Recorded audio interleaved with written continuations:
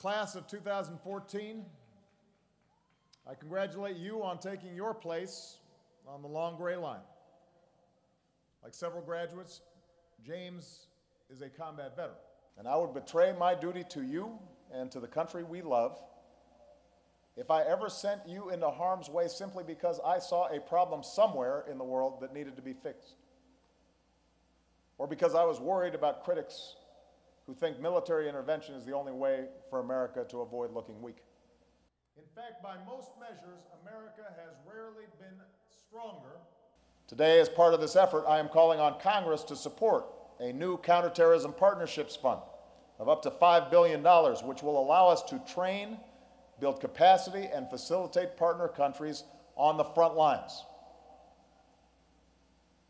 And these resources will give us flexibility to fulfill different missions, including training security forces in Yemen who've gone on the offensive against al-Qaeda, supporting a multinational force to keep the peace in Somalia,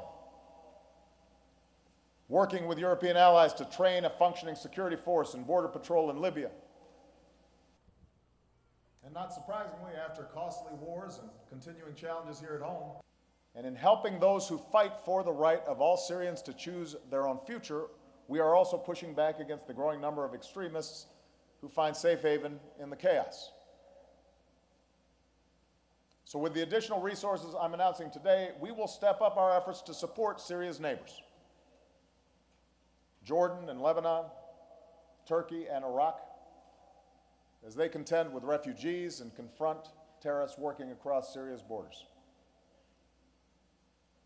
I will work with Congress to ramp up support for those in the Syrian opposition who offer the best alternative to terrorists and brutal dictators. But I believe neither view fully speaks to the demands of this moment. This weekend, Ukrainians voted by the millions. Yesterday, I spoke to their next president.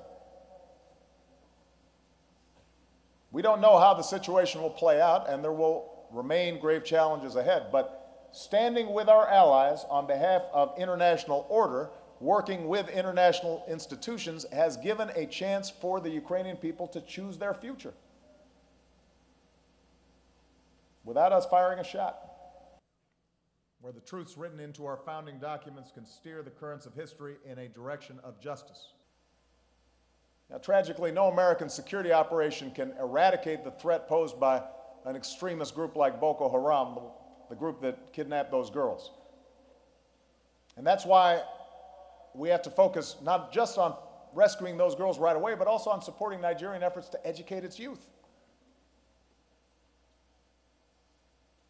This should be one of the hard-earned lessons of Iraq and Afghanistan, where our military became the strongest advocate for diplomacy and development. They understood that foreign assistance is not an afterthought, something nice to do apart from our national defense, apart from our national security.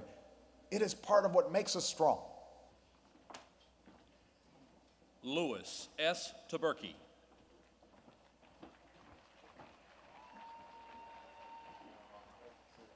Aaron A.T. Malden, class valedictorian.